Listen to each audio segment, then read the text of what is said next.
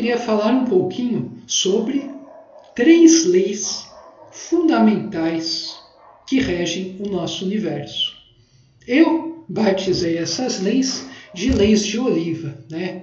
Que elas, na verdade, elas são manifestação da lei única, né? Como as leis de Newton, né? A lei de Pascal, o teorema de Stevin, as equações de Navier-Stokes, a primeira e a segunda lei da termodinâmica, a lei da entropia, né? Todas essas coisas, né? Enunciados, por aí vai, na verdade tudo provém da fonte única, né? Só que as pessoas que vão descobrindo as coisas dão o seu sobrenome. Então, fazendo uma brincadeira aqui, eu batizei essas 3 leis as 3 leis de Oliva. E essas leis, né, quer você goste, quer você não goste, elas estão presentes, né, e atuando concomitantemente em toda a criatura, em todo o fenômeno desse universo e desse sistema de universo. Então essas leis, elas são muito interessantes porque elas dizem respeito a várias coisas de nossa vida. Inclusive, se nós compreendermos a fundo essas leis e começarmos a viver de acordo com elas, né, considerando elas, a gente vai começar a ver coisas fantásticas acontecerem em nossas vidas. Então, sem mais delongas, vamos falar um pouquinho a respeito dessas leis. Então, o que a gente tem aqui é o seguinte: essas 3 leis, elas são algo que permeia a nossa existência. Então, vejam só. A primeira lei diz respeito à integração. Ela diz que a realidade ela é totalmente integrada, desde a matéria até o espírito. E esses possuem um denominador comum. Quer dizer, você não consegue encontrar coisa nesse universo que não tenha seu aspecto material, energético, né, mental, psíquico, até espiritual. Todas essas coisas estão presentes. Um átomo, uma pedra, né, um cristal, tem todas as coisas, das mais sutis às mais grosseiras, atuando nele. Um anjo também. O anjo, de certa forma, tem um tipo de materialidade, apesar dessa materialidade ser extremamente sutilizada. Mas, estando aqui presente e atuando nesse universo, ele possui isso. O que diferencia um ser mais evolutivamente acima ou abaixo é o centro de gravidade de atuação das forças dele, que num anjo está muito mais no polo espírito do que no polo matéria, e num ser humano ainda está mais orientado para a matéria do que para o espírito, né? E dependendo do ser humano, né, se é um gênio santo, já está mais para o espírito do que na matéria. Um ser humano muito selvagem, né, muito ogro, está mais para o polo matéria do que para o polo espírito. Mas está integrado gama, beta e alfa, né, ou plano físico, mental, espiritual, os corpos, isso vai depender, né, de cada doutrina, né, de cada tipo de classificação. Tudo isso está integrado. Então, a primeira lei diz respeito justamente a essa questão da integração. A realidade é uma coisa integral, gente. Você consegue separar as coisas com a sua mente, né, racional, com o intelecto, mas apenas no sentido de estudo e compreensão melhor da realidade. Mas a realidade, ela não é separada, né? Não são caixinhas separadas. Está tudo integrado a todo momento de formas dinâmicas. Então essa é a primeira lei de Oliva, né? Na verdade, isso vem sendo dito de várias maneiras há muito tempo, né? Por várias correntes, né? Tem certas doutrinas que acham que descobriram certas coisas, né? E alardeiam sobre isso, mas na verdade essas coisas são ditas há muitos séculos ou milênios, né? Só que essas doutrinas querem se fazer das doutrinas que descobriram o fenômeno X ou Y. Isso também é uma coisa muito engraçada, né? Que eu vejo por aí umas pessoas soltarem umas coisas, umas asneiras, né? Mas vamos voltar aqui para as leis, que é o que interessa. A segunda lei, ela diz respeito à bidirecionalidade. É a lei da bidirecionalidade. Ela fala que todos os níveis da realidade se comunicam de alguma forma. Podem ter várias maneiras de haver comunicação entre vários planos evolutivos, vários níveis evolutivos. Seja entre um indivíduo mais e um menos evoluído, ou entre o próprio indivíduo ele comunicar com todos os seus corpos, desde o seu eu superior até o seu corpo físico, passando pelo corpo etérico, astral, causal, alma, por aí vai. Daí também vai depender da terminologia, né? Cada doutrina, visão de mundo tem uma divisão de corpos, né? Isso vai depender. Mas existe essa lei de duplo fluxo, né? Dupla direção do fluxo de comunicação. O que significa na prática essa lei de bidirecionalidade? Veja só que interessante. Se alguém me espeta com uma faca, né, ou alguém fala alguma coisa sobre mim, me xinga ou me elogia, isso vai entrar em mim, eu vou processar isso, vai entrar no corpo emocional, no corpo mental, né, reflete no corpo físico, né? Daí isso vai para o corpo causal, búdico, sei lá, até chegar no meu espírito puro, né, que está mais ou menos adormecido, né? Isso vai até o espírito impacta o espírito, né? Mais ou menos dependendo do quão grossa as suas cascas, né? Um cara muito ogro é pouco impactado por certas coisas ditas, né? Um cara mais sensível já é mais impactado por essas coisas. Então o que acontece aqui é que apesar de haver essa bidirecionalidade, dependendo do grau de translucidez dos seus corpos, um espírito mais evoluído vai ser muito mais sensível a que certas pessoas dizem do que um espírito mais ogro. O que pode dar a impressão de que o ogro seja um cara mais robusto, mais forte, mais equilibrado do que um ser mais evoluído. O Balde falava muito, né, que ele se magoava muito com a forma com que certos semelhantes lhe tratavam, porque os caras não sabiam, no fundo, o que eles estavam fazendo. Pai, perdoa-lhes, porque eles não sabem o que estão fazendo. Hoje, para mim, isso é claríssimo, né? E cada vez mais claro o que Cristo quis dizer quando proferiu essas palavras. Quer dizer, um ser mais sensível, né? Um ser mais delicado, não é um ser mais frágil, não é um ser mais fraco. Isso o Abdrushim fala de forma muito interessante no livro dele, Na Luz da Verdade. Um ser mais sensível é um ser que tem mais sutileza em captar vários aspectos de uma realidade mais profunda. Só que justamente por ter essa habilidade, por ter atingido essa natureza superior em relação à da imensa maioria, esse ser deve saber lidar com isso para conseguir transformar essa dor intensa numa evolução. Esse é o desafio que eu vejo, né, diante de mim hoje em dia. Eu, por ser um ser mais sensibilizado, eu preciso, né? Eu sou mais suscetível a ataques e, ao mesmo tempo, essas ferpas que o mundo me lança, e não é esse mundo mais baixo, é um mundo mais cheirosinho, né? Que já foi uma etapa superada para mim. Essas ferpas que esse mundo lança, e esse mundo acha que é um conselho tentando me salvar, eu preciso trabalhar isso de uma maneira tal que eu consiga ascender ainda mais. Eu preciso usar da maneira correta as coisas que estão sendo enviadas para mim. O mundo, né, as doutrinas, certas doutrinas vão querer que eu interprete essas coisas que vêm, que eles lançam, de uma maneira agradável a elas, de tal maneira que eu me aproxime dessas crenças, desses grupos. O que para mim significa retroceder evolutivamente. E isso eu não posso fazer, né? Porque o caminho evolutivo é um só. Inclusive a própria crença e doutrina, que fala muito isso, ela fala que o espírito só progride. Bom, se o espírito só progride, na verdade eu corrijo, né? O espírito vai despertando continuamente. A consciência só expande, ela só progride. A consciência é a dimensão de manifestação do espírito no nosso ser integrado.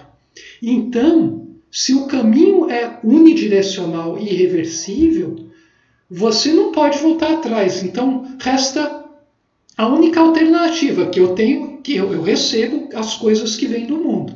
E eu sou um ser muito sensível. Então, isso me impacta muito. Porque eu quero muito minha evolução e a evolução do meu irmãozinho. Então, o que eu tenho que fazer com isso que recebo é fazer uma coisa fantástica que transforme em um conceito de vida mais profundo, que eu aplico de maneira ainda mais intensa na minha vida.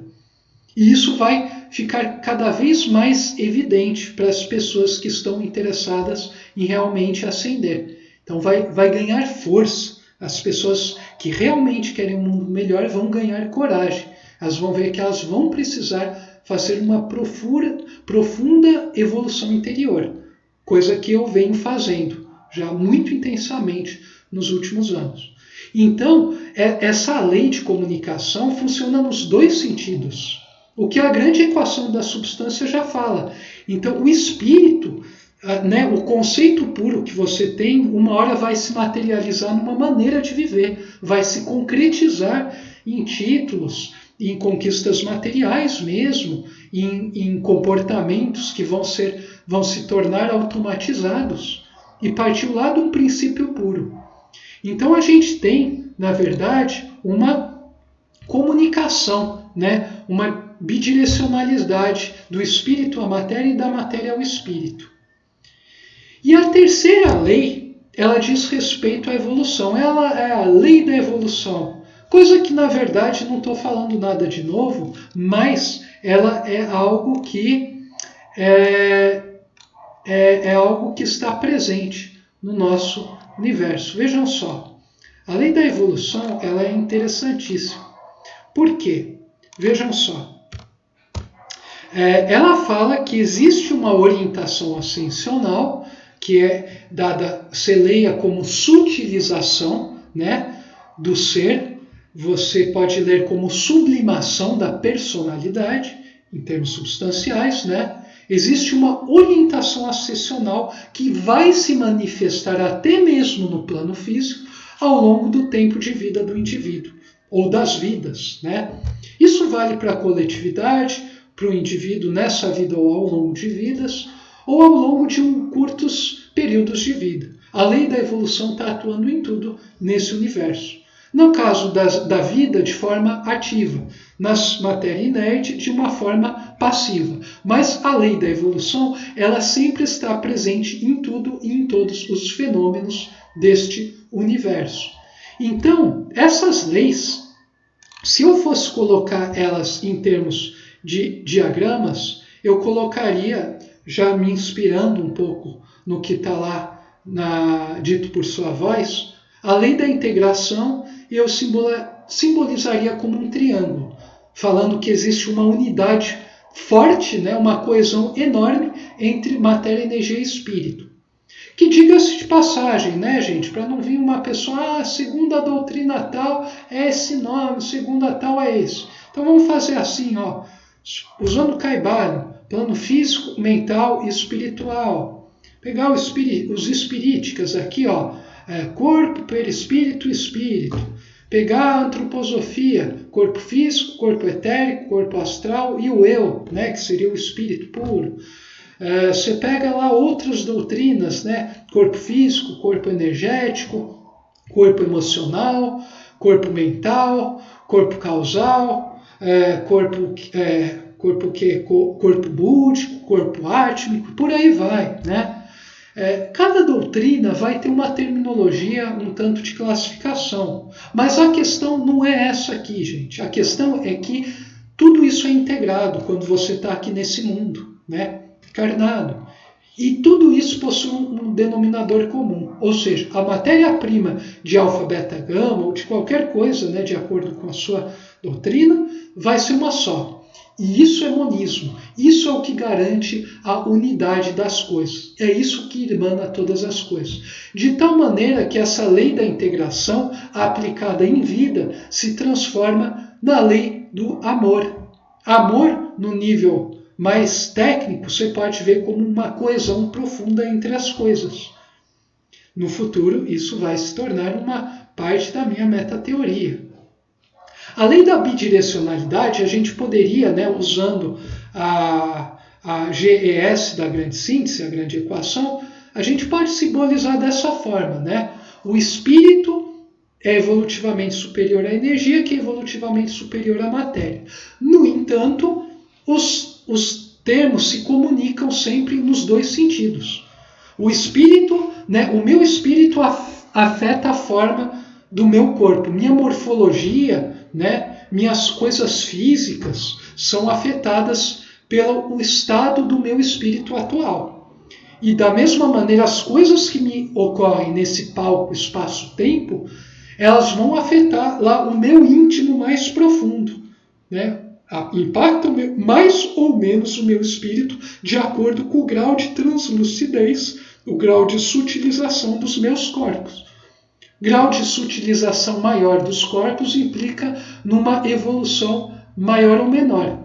Diga-se de passagem que também não é pelo fato de você estar em contato com entidades do plano extrafísico, isso não te torna um ser mais evoluído, né? Eu já vi muitas pessoas que têm sensibilidade a fenômenos, né, extrafísicos, né, que não sabem conduzir suas vidas bem aqui nesse mundo, né? Não pensam de maneira clara. Isso me levou a formular uma visão de que, na verdade, você tem... É muito interessante isso, né? Na verdade, o que ocorre é que você... o fato de você perceber coisas do plano extrafísico não significa que você é mais evoluído. O que me leva a concluir que ser mais evoluído, você pode ser uma pessoa que não sonha, né? Que é muito preso às coisas do mundo. Na verdade, preso não, você é muito antenado, né? Muito atento às coisas do mundo, mas você busca as coisas espirituais.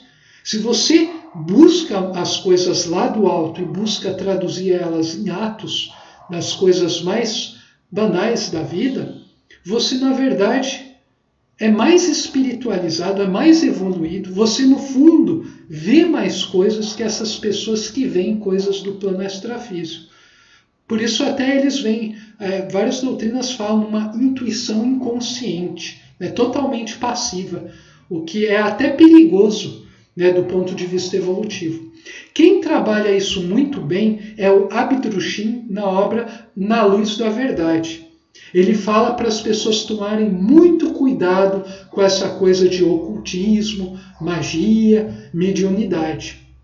Porque a mediunidade, para algumas doutrinas, é só a mediunidade que eles aprenderam a ver como tal. Mediunidade evolutivamente muito superior, eles não reconhecem como tal.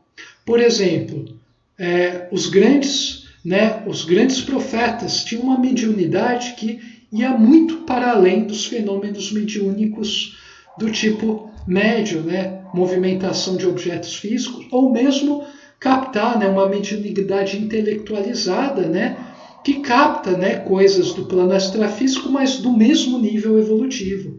Daí os caras ficam, que grandeza e tal. E eles falam, né, o Baldi fala na sua própria obra, pouco me interessa saber, né, sobre um cara que está no mesmo nível evolutivo, até menos do que eu aqui, que passou para o outro lado, né? Ele pouco vai poder falar a respeito das grandes realidades, né? Ele pode descrever como funciona e tal. Isso é bom para certas pessoas que estão começando, né, a se aprofundar na realidade.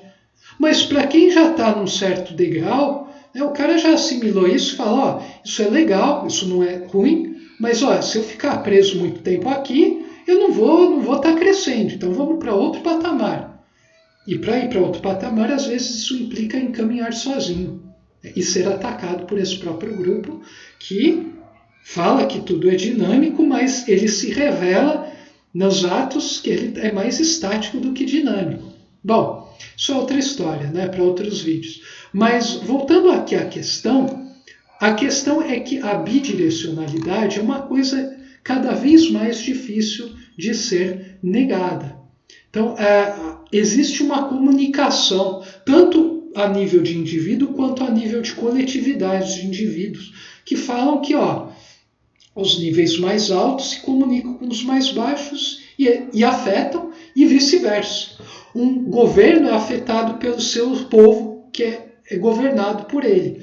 Uma empresa, as cúpulas de uma empresa são afetadas e afetam a parte de baixo da empresa, né? Os funcionários que estão lá na linha de frente. Um exército, a mesma coisa. Uma igreja, a mesma coisa. Uma doutrina, a mesma coisa.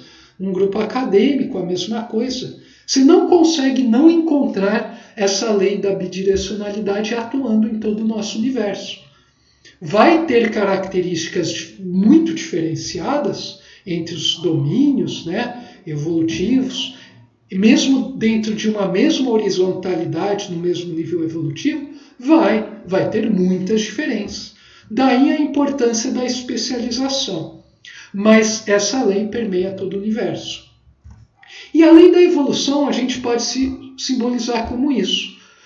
Substancialmente, tudo tende da matéria ao espírito. Quer dizer, a matéria tende a se espiritualizar cada vez mais.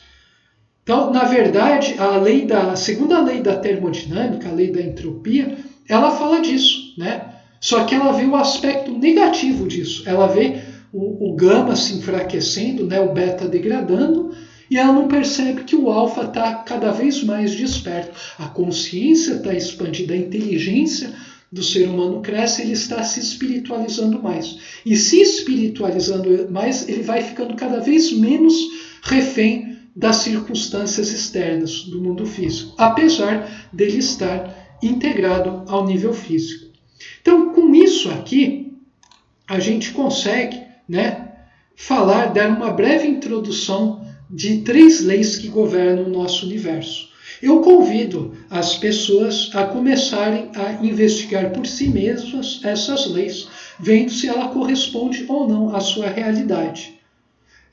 Infelizmente deve ter poucas pessoas acadêmicas, né, vendo aqui, porque os acadêmicos geralmente são pessoas com muito preconceito, né, ou pessoas muito presas, né, no fanatismo religioso e em certos dogmas. Elas também não vão conseguir perceber coisas a partir do ponto que isso vá além do que a cartilha do seu dogma fala, mas eu convido, né, o explorador do infinito, que já está livre das amarras mundanas, mesmo que ele frequente a sua igreja, tenha a sua profissão, seja especialista em algo, tenha seu sistema de crenças e valores, mas não está radicalmente preso neles, eu convido esse tipo de pessoa a pegar essas leis e verem se isso faz algum sentido, se isso realmente, de fato, corresponde à realidade e tudo mais. Então eu queria deixar isso aqui, né, para as pessoas. Então essa era a mensagem de hoje. Saudações fraternas e um abraço caloroso a todos.